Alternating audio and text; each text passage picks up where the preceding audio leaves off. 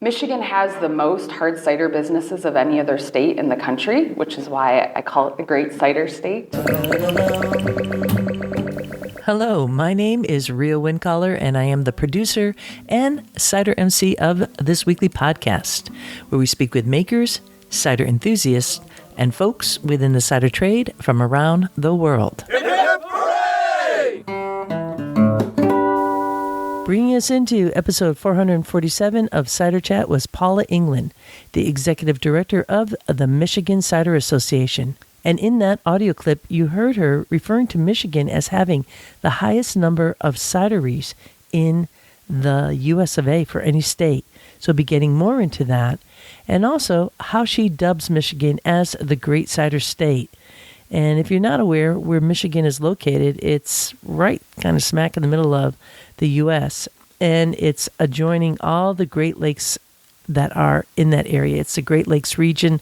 So what a nice play on it, and really a very fun way to show her affection for Michigan. Our conversation with Paula and the Michigan Cider Association is our featured topic on this week's episode. And we'll be getting to that conversation coming up. But first, as always, we have a wee bit of news from Mountain About in Ciderville. In my special spot of Ciderville, it is in freezing temps right now. We have snow on the ground, probably a bit more snow than we have seen for quite a while. It's feeling like a typical February, and a lot of the snow has been pretty darn good for skiing, that kind of fluffy, snowy experience that you like. And then we got hit by some ice. So it's one of these times of year where you just got to hold on if you're having a bit of cabin fever, which is why there are still wassail events to be attending. And if you don't know what that is, it's a celebration of orchards, and most typically in the apple orchard to honor the natural world and to pay tributes with the hopes of an abundant fruiting season ahead. And we're seeing wassail events taking place more and more in the U.S.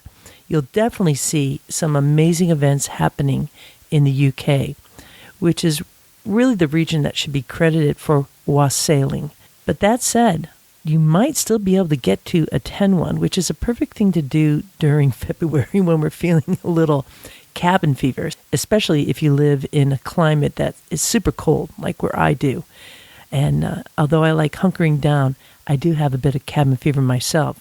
In fact, my friend Elizabeth Ryan down at the Hudson Valley Farmhouse Cider scene, that's right just north out of New York City, at an orchard called Stone Ridge, is having a wassail event in May. Every once in a while you'll see on Instagram, which is definitely a platform where a lot of cider makers post fun photos of what they're doing, and of course Cider Chat does that too. You'll be able to find some wassail events also. So do stay tuned for that. There are fun events to get us through this dark time of the year in the Northern Hemisphere. Of course, in the Southern Hemisphere, you guys are just enjoying summer. To say that I'm not jealous would be the understatement of the day. If you're new to Cider Chat, if you're kind of checking out cider, you're curious about orcharding, about making cider, this time of year, again, I'm going to be speaking for the Northern Hemisphere. And Cider Chat's listeners are international. But this time of year, folks are out pruning, especially if you're in a little bit more temperate climate. In my region, it'll be more like a week or so coming into like March, but it's coming right up. I have one old apple tree that I've been slowly bringing back because it was neglected for so many years, and I'll be out pruning that and grafting. If you don't know what that means and you want to find out more, well, we have episodes in the archives at Cider Chat. So all you need to do is go into really for any topic about apples or cider making or working with barrels, or let's say you're visiting a particular region of the world, just put that little word in the search box at ciderchat.com, and up should pop an episode. And each episode has show notes. It's kind of like a mini blog, if you will, with both. Well, let me talk about for this episode. With Paula, you're going to get a little background on the different events that are taking place in Michigan around Grand Rapids Cider Week and GLINTCAP, and you'll get links to all that, and you'll have a nice overview of what the association does.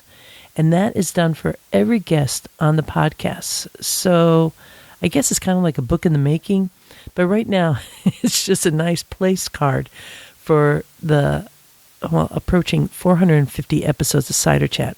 And truthfully, we're already there because I had special episodes, but because I like to do each season as a marker of 50 episodes, we will be coming up to episode 450 just in, this is episode 447. So we're counting up only 3 episodes from now, which is, oh man, I just love it. There's just so much to be talking about. And I really enjoy talking to all of you out there in Ciderville. You really fill my cup. You're awesome in the best way possible. And so let's just kind of imagine right now that maybe you're working in a production room, or you're in your car, maybe you have your phone in your pocket and you're walking your dog, or you're riding your bike somewhere out in the Netherlands, or maybe in New York City, I don't know. You're out there listening to Cider Chat right now. I want you to just know that you are a beautiful person. Don't let anybody take that away from you. Straighten your shoulders, roll your shoulders back, roll them forward. I'm doing it while I'm talking to you. And just keep on keeping on. This is definitely a community that we can be totally fine in encouraging each other. In fact, that is my goal in life, is to be hanging out with people who both inspire me and encourage me. And you do that exactly for me, Ciderville. So I'm digressing here. We got a lot going on. Last week's episode was with Monica Cohen, the new CEO of the American Cider Association, because Michelle McGrath stepped down. She actually stepped down at the end of last year, and Monica is taking the reins. So you could hear all about that and a bit about who she is on last week's episode number 446. We're running this week with Paula Englin, and next week will be Bridget Murphy of the Cider Institute. And I took a little break there from the UK series. Not that I wanted to, but, it just positioned itself well. That coupled with that the upcoming 2025 Totally Cider Tour UK edition is sold out. We have folks basically in line to see, kind of like standby, if you will. And what I am now looking at for 2026 is both a UK and French cider tour. So this would be looking at possibly a spring UK cider tour. There are events that we could couple that with our friends at Ross on Y Cider and Perry Company. And also looking, of course, at France once again in the fall. All right, let's next move to a letter from the newest patron of Cider Chat. Our patron's name is Rod, who joined the Cider Chat Patreon page. And he wrote, I first got interested in cider around 2017 when my youngest son took me to the Bold Rock Cidery in Nellies Ford, Virginia for my birthday, soon after the opening of their tap room. Then, in 2021, when my oldest son retired from the Navy allowed retirees to choose an apprenticeship, and he chose to apprentice at Black Bay Brewery in Virginia Beach as a cider maker. I'm starting to see a little thread here, Rod, that, fermentation is kind of popular in your family. Anyways, he goes on with, he soon became their cider maker, and I got to sample his ciders and attend the cider festivals he held at the brewery. He was the person who put me onto Cider Chat, and I have enjoyed listening to you every week since. Oh, man. Hey, you got some really good kids there, Rod. As I say, the apple doesn't fall too far from the tree. He continues with, in between listening to new episodes, I have filled in by listening to many past episodes while working in my orchard and while traveling. I especially like hearing from orchardists about their trees and also hearing from cider makers about their ciders and cideries. I have since retired myself and have planted my own orchard of about 60 trees and pressed my own first cider this past fall. I have about 35 gallons finishing, and hopefully it will be drinkable this year. Unfortunately, my son's wife, who is a Navy officer, was transferred to Tampa last year, so he is no longer a cider maker at Black Bay. I hope to visit him in Florida this summer and hopefully visit Green Bench Cidery in St. Petersburg, which I heard about on your podcast. Yep, and that would be Brian Wing. That's who you want to talk to, or ask for Chris, and definitely tell him Cider Chat sent you. All right, you're going to love it. They have great cider there.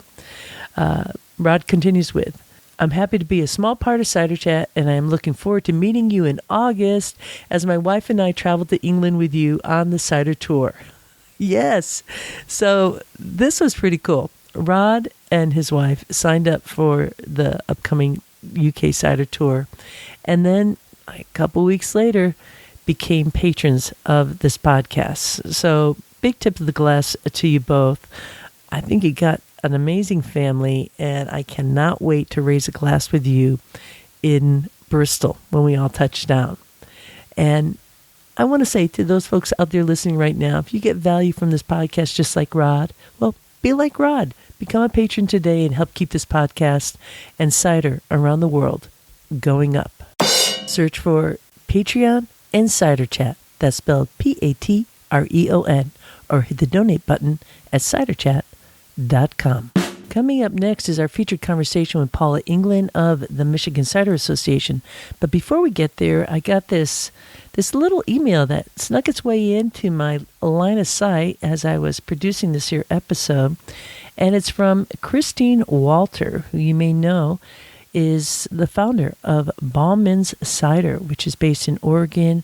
They have a beautiful tasting room that you should definitely check out when you are in Portland, Oregon.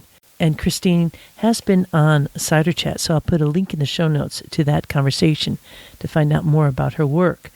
She's highly involved in the American Cider Association and wrote this really nice little email and writes, I wanted to reach out and thank you for all that you do to be inclusive and to bring the cider community in on the latest happenings in Ciderville.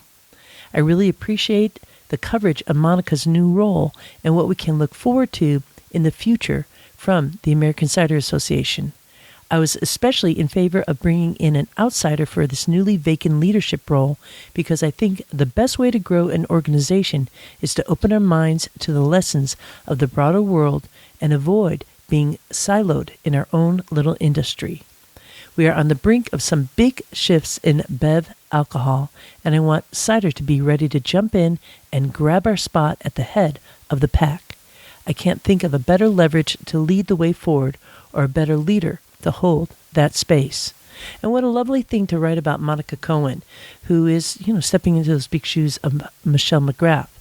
And thanks, Christine, for taking the time to write that, because I absolutely agree with you.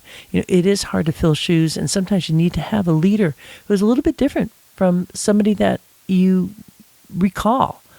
And I wrote back to Christine, of course, thanking her for writing me. It's the way we do this, right? And it really reminds me of my friends at Domaine Dupont when we lost Jérôme Dupont. This is a French maker in Normandy.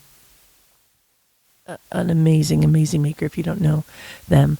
Jérôme, we lost him at the age of 48. He was a head cider maker at the Domaine, and it was a really difficult situation. And what Etienne Dupont, his father, said to me was he had to find somebody who could really fit in Jerome's shoes. How do you do that? It couldn't be a man. It would have been really difficult for any man to step in there, really anyone. So he actually chose a woman to do that, and really shifting something from what people expect. And that's a little bit about what we're seeing happening at the American Cider Association. So do stay tuned for that. Which leads us to our next piece here. Oh, and before I go on with that, if you hear something on Cider Chat that you like, well, be like Christine Walter and send a note this way. You might actually find yourself being spoken about on Cider Chat and sharing your wealth of knowledge and wisdom, which is a perfect intro for Paula Englin, our featured guest on this here episode 447 of Cider Chat.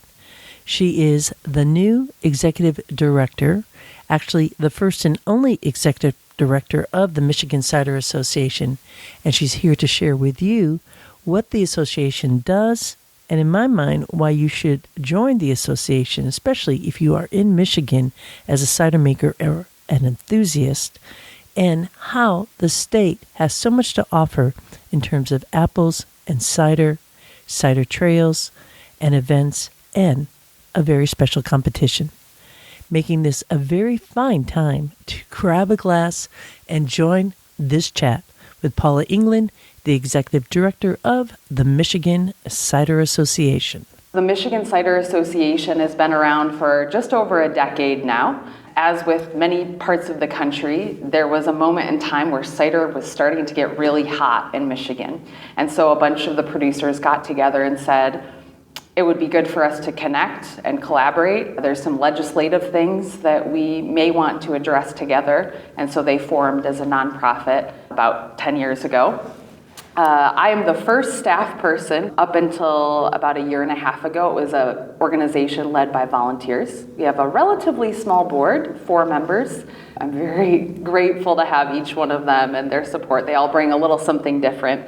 And essentially what we try to do is provide a space for cider makers to, again, collaborate, connect, lament together, because it's hard sometimes. After COVID, I mean, gosh, all of our businesses have taken a hit in some ways. So to swap stories, also a huge part of what we do is education, and that's for home cider makers all the way up to Blake's and everything in between. So providing opportunities. We had an awesome grant opportunity with the Cider Institute that provided some subsidized education for our members. As some of the listeners probably know, the Cider Institute offers many different types of courses. And so we had quite a few Michigan cider makers pursue the foundations course online, and they just raved about it. So I believe that one's about 10 weeks long and just is a foundation on cider and perry making. And so great opportunity for those folks. We had other cideries go through the certified cider guide for their tap room staff members. And then of course marketing, a big piece of what we try to do is sell more Michigan cider. You could boil down the work we're trying to do is to sell more Michigan cider. That's it, right? Right? Right in a nutshell. Yes, and so helping to inform and educate consumers to grow their endearment for Michigan apples and for these awesome businesses that are making some of the best ciders in the world. Is it primarily the membership is all cider makers, or do you also have orchards? Because Michigan has a huge amount of fruits in general, right, that the state's growing. But what about orchardists? Do they join the association too, or is that like maybe a track that you might be going in? We do have different membership levels. Enthusiast members are super fans of the cider community. They have been a massive asset in terms of this volunteer base for different events and just helping to sort of get the good word out. And then we have trade members, some of which are orchardists and other apple production companies. And then mostly our kind of traditional members, cideries. But a lot of our cideries in Michigan do also have apple orchards that they're using to make their ciders with. So there is a deep connection with the ag community there, but certainly an area we want to continue to grow into. Absolutely. Let's give folks who are a little geographically challenged an idea of where Michigan is on the U.S. map. As I've traveled around the world, I have this terrible habit, although I think just about everyone in Michigan does, of holding up your hand because our state is shaped like a hand. Yes, we're in the northern part of the United States. We have the Great Lakes that has helped us with some really wonderful growing areas for grapes as well. And so it's very fun because a lot of our wineries are also making cider. And there's a lot of shared equipment and ideas and product collaborations with the cider making and winemaking communities in Michigan. Holding up your left hand like it was in a mitten. We've got several orchards and great cideries down in the Metro Detroit area, which would be kind of where your thumb would attach, essentially. Okay. We've got in Southwest Michigan, kind of along the edge of your hand, like where the pinky would follow down, some great apple and winery areas as well. That's also, so Detroit's over by the thumb. Correct. By the pinky would be Grand Rapids. Kind of the center of the state, Grand Rapids area. Okay. There is the Fruit Ridge, which is growing a lot of incredible apples that actually get sent all over the world. It is well known as this wonderful growing area, apple production companies there. We are very fortunate to have that Fruit Ridge area. A lot of our cideries are able to source their apples and juice within 30 minutes of where they're located if they don't already own their own orchard. And then, if you're back to your mitten shape, if you head up to kind of the pinky area, maybe the edge of your ring finger, we have the Traverse City area. And there's a bunch of wonderful orchards and cideries up there as well. Michigan has the most hard cider businesses of any other state in the country, which is why I call it the Great Cider State. And that was through a study that the ACA conducted, I believe in 2022 or 2023, to verify these cidery businesses. So how many are we looking at? I believe we're at about 195 right now. 195. Yep. Now, we have a unique licensing structure in Michigan that does allow breweries to buy cider bonded from some cider makers and to sell it as their own product. And so some of those are included in that number. And then, as I mentioned, lots of wineries that are also making cider. As cider is getting more popular, we're seeing breweries now having a segment for cider and wineries now doing that. So is that what you're referring to there in that growth, or it's Yes just and always been no. like- I definitely have the most kind of personal familiarity with that northern wine area up in the Traverse City area. Sure. I think they're up to over 50 wineries up there now. Wow. It has become a real destination. And what I've heard and learned over the last decade or so is that sometimes they can't keep up with the consumer demand for their wines. And so some of them started adding cider to the portfolio simply as a way to have additional beverages for their year-round Interesting. guests. Wow, that's crazy. But for several of them, cider is now selling better than their wine. So so it's an interesting sort of lifespan for these winemakers. And we see that in Southwest Michigan as well, along the lakeshore in the Fenville, Saugatuck area. Now, I have been out to the Fruit Ridge, which is just a glorious location, and I was there during the blossom season. It is one of the most beautiful, sensory, surreal experiences you could ever be surrounded in. The smell of the apple blossoms, the beauty and sort of delicate nature of those blossoms, and then just being surrounded in this sort of endless field of green, and the white and the pink of the blossoms is just, it's stunning. It's like a Wizard of Oz moment. Oh, it for really apples. is. It's so, like the poppy field, except for it's these incredible apples that will eventually move out throughout the world. Yeah. You have this membership, you have a really strong enthusiast group. It's kind of like set up a little bit like the American Cider Association in terms of tiers, Yes. correct? Yep. And you also have events and different pieces here. So let's share with the folks listening out there a little bit of that offering and how they might find out about the association. Our website is michiganciders.com, which I know you're going to link to for everyone listening. There's a lot of good resources on there. One of the things that I think is the most fun for people is our cider map, where they can see really in virtually any corner of Michigan, if they're visiting, there are excellent cideries for them to check out. So they can sort of group together a few of them and make their own little cider trail.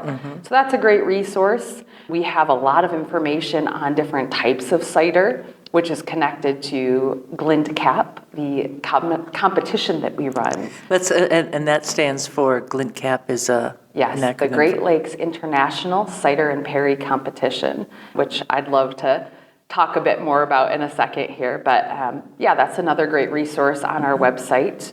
And then social media too, to talk about our different events and things. we're really trying to expand in terms of different festivals and events where we can bring Michigan cider, particularly to some community events that already exist. So we had a great opportunity last year to go to the Michigan Apple Festival, which is located in Sparta, Michigan, right near that Fruit Ridge area we've been talking about. And what happens at that festival? Sure, it really is this celebration. It's around harvest season, and it's this celebration of all things apple and Michigan apple in particular. So it's a huge event for that community because they're so connected to the agriculture industry there. But it's also just a great way to celebrate Michigan apples. So the Michigan Apple Queen will be there. What is that like? So it's a competition every year. I believe they earn a scholarship, and a young woman will be awarded Apple Queen and then travels throughout the state. One of her biggest, I would say, responsibilities that's also quite fun is going to hand out apples at the Chicago Marathon every year. So that's kind of just a way to promote Michigan apples and have some fun with it as well. So at this festival, they have all sorts of different events. I think there's a pie eating contest. That's exactly what I first thought, pie eating contest with apples. Yeah. Somebody that was helping with our cider area this year, he grew up in the Upper Peninsula, and he said, my mom used to make pies about every other day, and I was always on the peeling duty. So I had to peel all the apples for mom's pies. And there was a peeling contest as a part of this festival. And just with nothing but a knife, like a paring knife. Exactly right. That's a skill. And he won, sure enough. Is it like timed? How yeah, I think they had, I want to say maybe 2 minutes. And yeah, his strand was the entire apple. It was incredibly impressive. I love that. Yeah, it was very fun. That takes so anyway, this is a really cool community event that has existed for a number of years. And several of the Michigan hard cider producers had always wanted to be able to feature their products there, and just never really could break through into their event team. Well, again, post-COVID, trying to shake things up a little bit and kind of come up with some new ideas, their event team connected with me, and I said, yeah, I'd love to run a Michigan cider area. I can bring ciders that are all from within 30 minutes of where we're standing. And so we did just that. And it was. And is that the first time that the Cider Association was at the Apple Fest? Correct. Yep. And just to repeat this, so the festival is called? The Michigan Apple Festival in September in Sparta, Michigan. Always September? Is there a particular time in September?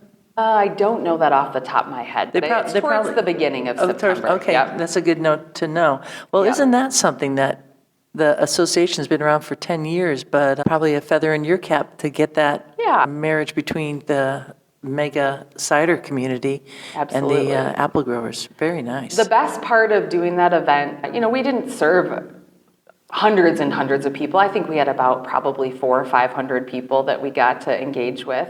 The way the liquor licenses are set up in Michigan, we had to create a little perimeter, and it was the Michigan hard cider area. So even though it was in an area where people could get drinks to go from other businesses and things, they couldn't bring those in, and our ciders couldn't leave. And so we would have guests at the festival come up, and they'd say, oh, you got Bud Light in there? And I said, no, it's all Michigan hard cider. I said, well, but what beers? And so I said, we don't have beer, but I have something that is going to drink like a beer, and I promise you're going to like it. And if you don't like it, I'll pay for your cider.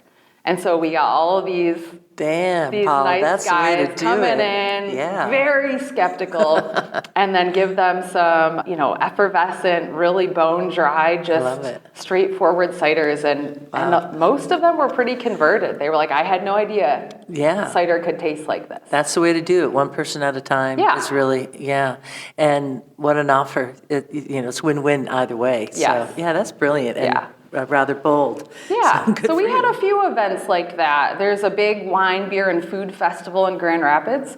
Grand Rapids has won Beer City USA a couple of times. We kind of duke it out with Asheville, North Carolina for that title. And so cider has played a little bit of a role in that event that takes place in downtown Grand Rapids. Producers have the opportunity to have a table set up there, but it's a pretty expensive table fee to serve. And so it's just not it's not an option for all of our producers. Some of them are quite small. It's an aspect of their whole business model, but they don't have half a dozen staff people dedicated to hard cider. They don't, they're not making gobs of money on their hard cider, but they'd still like to be represented and to engage with customers. And so I worked with the woman that runs the Grand Rapids Wine, Beer, and Food Festival, and I said, hey, would you let me bring our draft trailer and do a sampling of ciders from all over the state of Michigan? And I'll do a mix of stuff that's bone dry and stuff that's fruity and some hop ciders and some sweet ciders. And that way people can have a better sense of really what's out there. So that was an awesome time as well. Again, like you said, sometimes it is slow one-on-one work of just talking to people and educating them and really putting that good cider in their hand. All right, so we have the Michigan Apple Fest, we have the Grand Rapids scene. What other key events that folks traveling through Michigan might want to know about? We're always on the lookout to add some new things, but something that we've had as a tradition for a while is Cider Week Grand Rapids. And it's fun to see Cider Week Chicago. This is my first experience since we're here for CiderCon and learning from what they're doing. But our Cider Week Grand Rapids is coming up. It's typically in the middle of May. We usually kick it off right around the U.S. Mother's Day weekend. So this year it'll be May 9th through 17th. That's for 2025? Correct, yes. We get producers from all over the state that set up different events. So we do fine dinners that are paired with cider. We do cider and cheese pairings. I have to admit, I live in Grand Rapids, so I'm a little bit biased because that's my home. Of course. But there's a delightful board game bar and restaurant in town, and they do a phenomenal cider game night and tap takeover. Let's give them a shout out. What's their... Yeah, House Rules in Grand Rapids. Yeah. I love board games. Yes, yeah. It's a super fun place. It's almost always packed because it's kind of a unique thing. And so it's great that they do that. And then cider brunches and tap takeovers. Something I've been working on, and I don't know if this will be the year we pull it off, but we do have a number of cideries located in the city of Grand Rapids.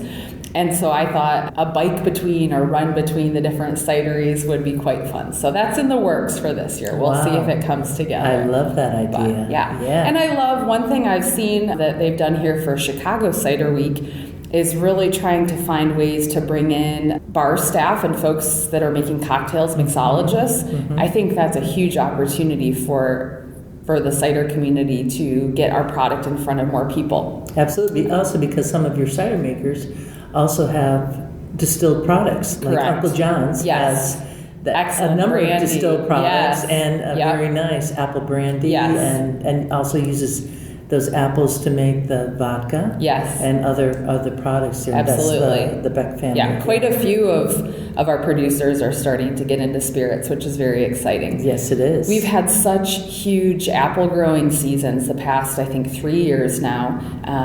It's sad to hear about people that are having to leave good fruit on the tree. And so I'm excited to see more of these companies learning more about distilling and being able to use that good fruit for things beyond just hard cider. Yeah. I'm kind of curious. Now, I was out in Grand Rapids attending GLINTCAP pre-COVID, so it's probably going to be around 2018 or so.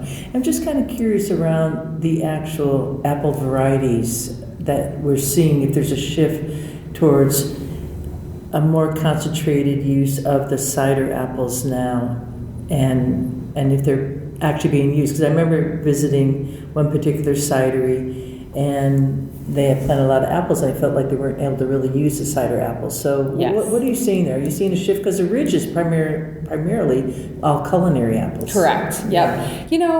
I think we were talking about the slow work of sort of meeting people where they're at and telling them about cider. It falls in line that we see a lot of success in terms of introducing people to like a Honeycrisp hard cider, because that is something that at least Michigan folk are very aware of. Mm-hmm. And so they're much more likely to reach for that than a Kingston Black. Right. They don't know what that is. And they're like, did I say it right? So That's a good point. I was just talking to someone yesterday about that fact that one of the beauties of cider is that it's really inviting and everybody is a beginner. Mm-hmm. Even if you've been making cider for 30 years, you're still a beginner in it, which is part of any kind of art, right? A martial art or something like that. And unlike wine where, well, maybe this is the other way to say it, adults or anybody we don't like feeling stupid. So if you go into something, it's like hard to say Pinot Noir, Pinot Grigio, what is it? And you feel like you should know that. But with apples, all of us have some association to it. So that's interesting that you mentioned the difference between Honeycrisp versus Kingston Black.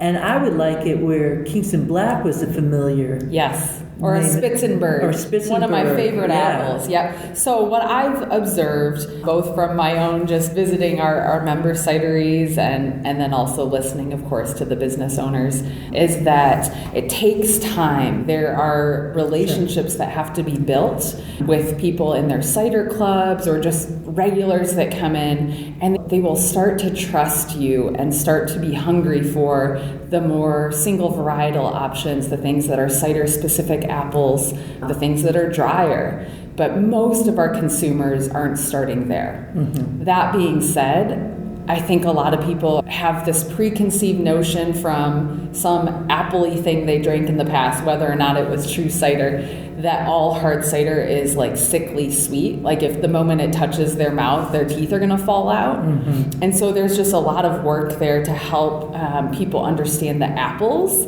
and also the cider. Yes. Yeah. So there's still plenty of really fun cider-specific apples that are being grown, but again, it's people need to make money at the end of the day, and so I see that those apples aren't being used super widespread, simply because consumers aren't quite there yet. Not quite there yet. Yeah. Although the folks at Presque Isle. Mm-hmm. Am I saying that correctly? Well, it depends on who you ask. I know. Yes. Help me out here. Yes. Farm Club Ciders. Yes. Right. Yeah. Yeah. Dion and Molly. Yeah. They make incredible cider that has those really cider-specific apples. So I guess it's also regional, and maybe it's just part of the way of cider that we always have to have something that we're kind of working towards. And education. Yes. Will never end, right? Yes. And to your point, I mean, in my membership, there are folks that are like, I really want to use these beautiful apple varieties that are intended for cider. And yes, I recognize that people are going to come in and be like, what do you mean this is made from crab apples? But I'm okay with that because that is my creative outlet. That is what I feel is the best that I've made. Mm-hmm. And so I'm not willing to compromise. Mm-hmm. And then there are other folks that they want to grow a business, and it's important to them to get more cider out to more consumers. And you can't fault either way of thinking. They're both completely legitimate, and I'm glad we have all those types of ciders. Yeah, and indeed you do. Is there a way that you explain the terroir of Michigan cider? Because it does have a regional taste in my mind. And sometimes when you're in the region, it's hard to find it because you're in it. Yeah. And I know it's a big state, and you have a lot of cider makers, and that's really diverse there. Do you have like an elevator pitch when you're telling folks, this is what Michigan, besides, okay, all the Michigan cider makers listening, I know you're all like, we have the best damn apples in the world. I was going to say, that's all I say is this is probably one of the best ciders you're going to have in your life. I will say one of our board members, Dr. Nikki Rothwell, she and Dan Young own Tandem Ciders up in Leelanau. She's also works for Michigan State University and does some incredible research. Mm-hmm. And so she, and that with that hat on, has had the opportunity to travel around and try apples and ciders from lots of different places. And I have it on her good authority, she is a doctor, that we do grow some of the best apples in the world that just have flavor. So no, I don't, honestly, I have a lot to learn. I didn't grow up in an agriculture background, and I'm not from the cider industry. And so there's plenty that I am still learning. And I'm grateful to hear you say, hey, you could have been in this industry for 30 years and still be learning. Yeah. And that's what makes it fun. Yeah, absolutely. I mean, to me, there's a science to it, but it's an art. It's like making a cake, the best Yes. ingredients, but one chef can make it one way Yes. and make it really shine, and another, has to learn. Yeah. Nothing wrong with that. I think that's one of the reasons, I would say, at least in this season for the Michigan Cider Association, we're focused on education. And again, even with our non-commercial home cider makers all the way up to the various levels of cideries, it's just important that we want every Michigan cider, no matter who made it, to leave people with a wonderful impression. And you do that by learning and practicing and quality assessment and sensory analysis. And so those things are a lot of what we try to do. Yeah. Well, that's what it's all about. Now, I know a lot of listeners out there in Ciderville are hearing you and thinking, wow, we're in our special spot in Ciderville on the other side of the world, and we don't have an association. We don't have a guild yet. And so they lean on different states that have guilds, associations, if you will. Do you have like some tips or what you've learned kind of coming onto this experience here in terms for, a group out in Denmark or something like that who's setting up for their country overall? Yeah. I think my biggest takeaway in the year and a half I've been on board is how kind and gracious and almost family-like the cider community is. Most people are so willing to help if you just ask. And so if there's an area that you want to get better in, whether it's in your own home cider making or organizing to try and change some legislation, simply asking and trying to connect and collaborate with other folks is huge. I think we have some great resources with technology and social media that make that a lot simpler. I've had the opportunity yesterday to go speak with all the other American Guild leadership and hear the great work they're doing. And there certainly are good takeaways and things we can try to improve, but we all also have our own context. At least in the U.S., with the various liquor laws, each of the states that presented yesterday to talk about the things they're working on and some of the legislative challenges, we all kind of have some different hills that we're climbing. Sure. But again, to have that support, to be able to say, okay, I see that you got a grant for this type of project. I think we could probably do something like that. Would you help me? Would you let me know what you learned along the way? And people are so willing. So that being said, for our listeners out there, if you're interested in learning about how a guild can start to grow up, which I think we're in a process of trying to start to grow up in Michigan, I'm so happy to connect with you and share everything I've been learning along the way. Yeah, great. And I think that you're right. Each territory has their own individual pieces. But there's also the other piece to get members to sign on. How do you do that? Because I'm not sure if you're all 180 cideries as part of the Michigan Cider Association. Yeah. Which to me, I will put my 2 cents for anybody listening out there, it's a no-brainer to join an association. You want to support that. And it's the one thing that you do own. Nobody owns social media. We might have some in the future that is more decentralized in that way. But when you have a website and you have an association that's working for you and you're a business person, it's all about sometimes you got to spend money to make money. Yes. And if you want to have the laws changed, you can't grump about it if you're not involved. And this is one thing where you have now a full-time staff member who's leading that. It's a no-brainer. Yeah, we don't have everybody yet. And really, I think in this day and age where we are having to make some tough financial choices, tougher maybe, at least here in the Midwest and probably throughout the world, people are trying to decide what has value. And so I think it is required of us as guild leaders, as different types of associations, to make a really clear argument about this is what we hope to do for you. This is how we hope to serve you. So what is that pitch that you give members? Primarily just lots of help with marketing and presenting the story of what they're doing. and really just trying to help the category in Michigan, in the Midwest, in the U.S., and around the world to help people understand that we have some of those best ciders that are available, to help provide scholarships for educational opportunities, to help their taproom staff have a better understanding of what cider is and how to talk about it with customers that come in, to be there to have their backs. Yeah, right.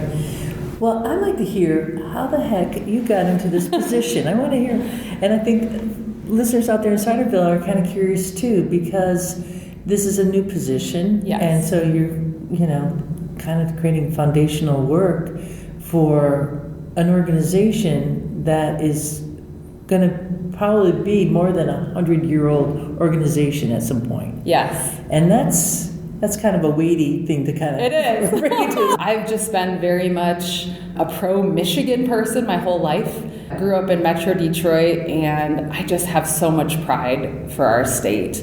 And so a piece of that was visiting apple orchards all the time as a kid in Metro Detroit. Blake's back then was a sweet family farm, and there was, I believe there was U-Pick, there was really good sweet cider available, awesome donuts, all of that, and a bunch of other ones in the area as well. But so always sort of... So, and I just want to stop you because not everybody knows what Blake's means. Oh, sure. Yeah, so Blake's Beverage Company now, my understanding is I believe they're the second largest hard cider company in the U.S. right now.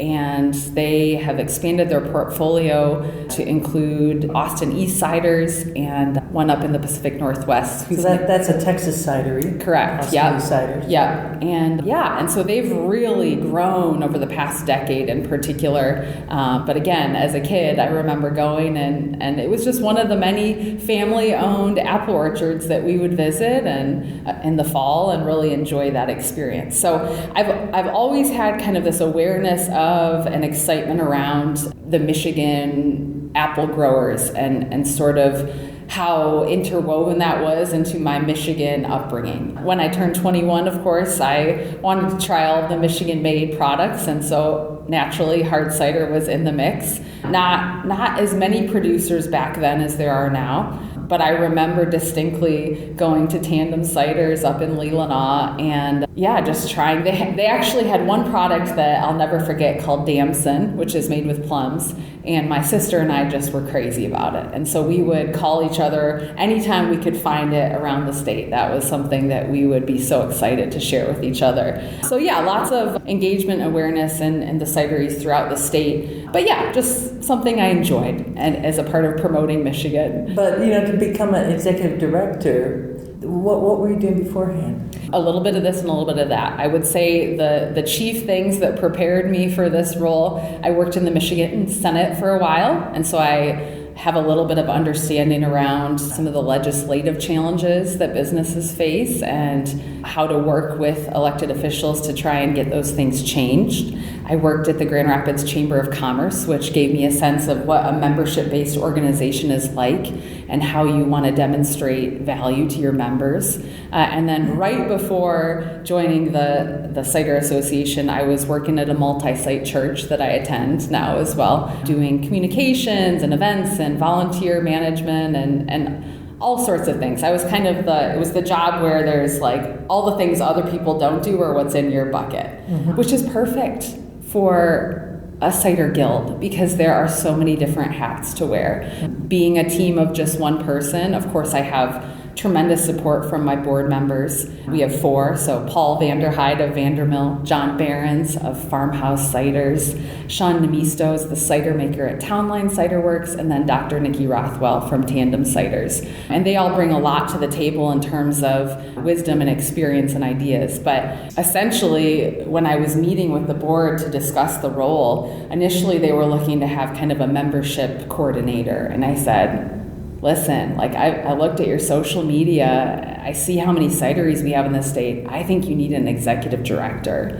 You need someone to rally the troops. People are tired. It's been hard post-COVID. We need to make some bold moves. So would you give me a shot? And they did. Very good. Yeah. Good solid job. Yeah. And it's true. And I remember Michelle McGrath brought this up when I first met her, and we did an interview that being an executive director and also doing social media are two totally separate jobs. Oh my gosh, yes. And so I'm going to say to the Michigan Association and the board member that you probably need somebody else so that Paula could do the other piece and have somebody else focus on social media, just so that you could lead that. But, Yes. that's my 2 cents because I like to support Well, and we've left associations. out managing GLINTCAP, Well, the world's yeah. largest cider competition. So you are managing Yes, I'm GLINTCAP. the competition director Wow. for GLINTCAP as well. Have you? So, What's the learning curve on that? oh my goodness, it was a buckle up and hold on to your hat situation. That's right, because Eric West Yes. had, I don't know if he was part of founding that, working with. He was definitely involved for many, many years. I don't know at what point he joined, but yeah, he and many people laid a strong foundation for that competition, and it was both terrifying and thrilling to be able to run it last year with so much help and support from folks that had been involved in the past. And it's, again, like I just keep coming back to how wonderful this community is. If you ask people for help, they show up for you. There's a lot of willingness to share what's been learned along the way. And so that competition is really great in the sense that it brings all these producers together, commercially and non-commercial, from all over the world. And so there's the chance to evaluate their ciders and perries and some spirits as well. But also for the folks that are graciously donating 3 days to come and serve as judges and stewards, the community and connection that's built over those days was remarkable. How long has GLINTCAP been held? This year in May, GLINTCAP will be its 19th. 19th Yeah, year? yeah. Okay. So in 2026, that'll be our 20th anniversary, and we're really looking forward to that. But Yeah. Has anything changed at all in terms of how it's done? yeah, a couple of big changes, I would say. The chief change last year was switching to a judging platform where folks were using their either laptops or smartphones rather than jotting down their judging sheets with paper and pencil. So that was huge. It certainly made feedback more readable, and we were able to deliver those results to everybody that entered product in a much more quick fashion. So that was very exciting. Yeah, again, a little bit, sometimes change is hard for folks. So we were a little nervous to see how that would go. And it got such tremendous feedback in terms of the ease, both for the judges and then the information for the producers. So that was big. We also really worked last year to vet our judges a little more intentionally, strategically, maybe aggressively. And we saw that sort of pan out in terms of a bit fewer awards were handed out last year. We want to encourage people and provide helpful, meaningful feedback to them, but you don't get a participation trophy.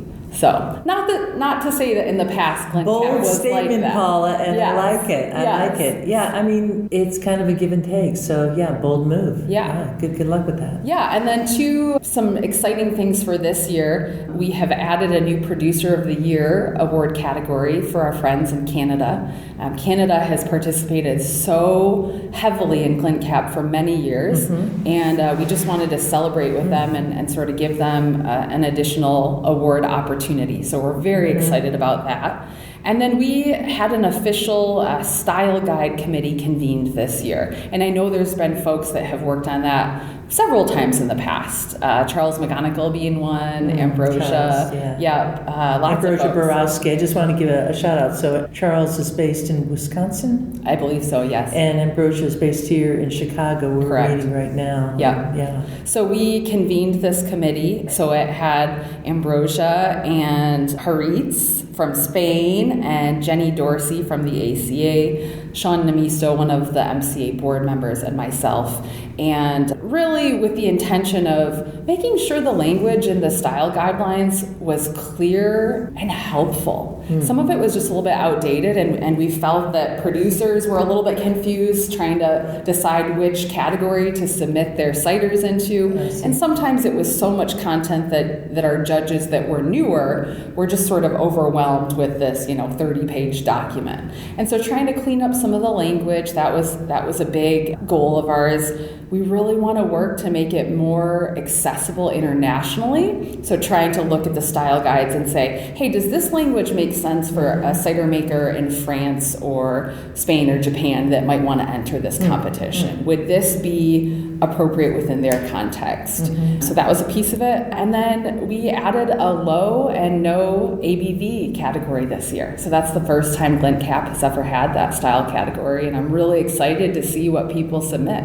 Yeah, because we're definitely seeing cideries take that on. Absolutely. And do it across the board. Very exciting. Well, I wish you the best with that. It's very exciting what you're doing and taking on and representing Michigan. Every Michigonian that I've met is always so prideful on the apples and the community, and you're really showing me that part too. So it's really lovely. And I also want to mention that it is your birthday today while we are doing this. So I'm going to ask Ciderville to sing along with me a little happy birthday to Paula. Thank you. Here I go. I'm going to do a special one. Happy birthday to you. But I'm going to do it a little bit different, Ciderville. I'm going to sing a song that we sing at home, which is, we wish you a happy birthday, a joyous and celebrated birthday to our friend Paula. May she have a long, long life. Thank you so much. It's an absolute pleasure meeting you. I look forward to the future of what you're doing, and I want to just wish you and everyone in Michigan the best. We're always following with all the different events, and to go visit the Fruit Ridge and to check out all the different cideries there. It's really a tremendous opportunity to really celebrate apples and cider in America, and particularly in Michigan too. Awesome. Thank you so much. And yeah, we would love for everyone to come and visit and get to have the wonderful experience of Michigan apples. Find links to the Michigan Cider Association and all the different mentions of different parties on this here podcast this week for episode 447 by going to ciderchat.com. And with that, I leave you here. This is Rhea Windcaller signing off for now. Looking forward to seeing you in Ciderville. Bitter sharp, strange apples, juicy ripe.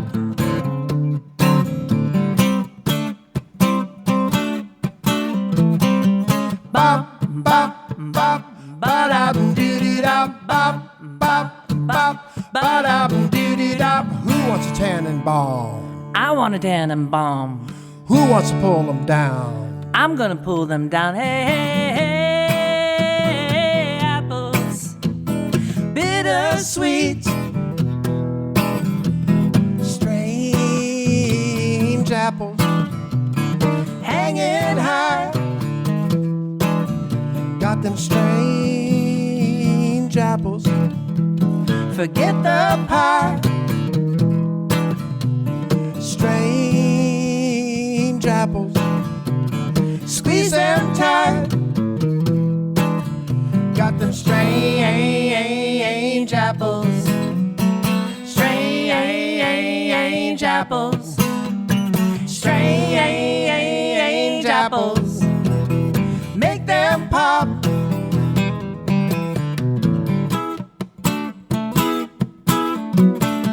Pop, pop, pop, ba-da-doo-dee-da, pop, pop, pop, ba-da-doo-dee-da. Who wants a Tannenbaum? I want a Tannenbaum. Who wants to pull them down? I'm gonna pull them down. Hey, hey, hey, hey, hey, apples. Come and see Plenty strange apples for you and me. strange apples. Strange apples. Strange apples, make them pop. Pop, pop, pop. Ba-da-doo-doo-da, pop, pop, pop. Ba-da-doo-doo-da, pop, pop, pop. Ba-da-doo-doo-da, pop, pop, pop. Pop, pop, pop, pop.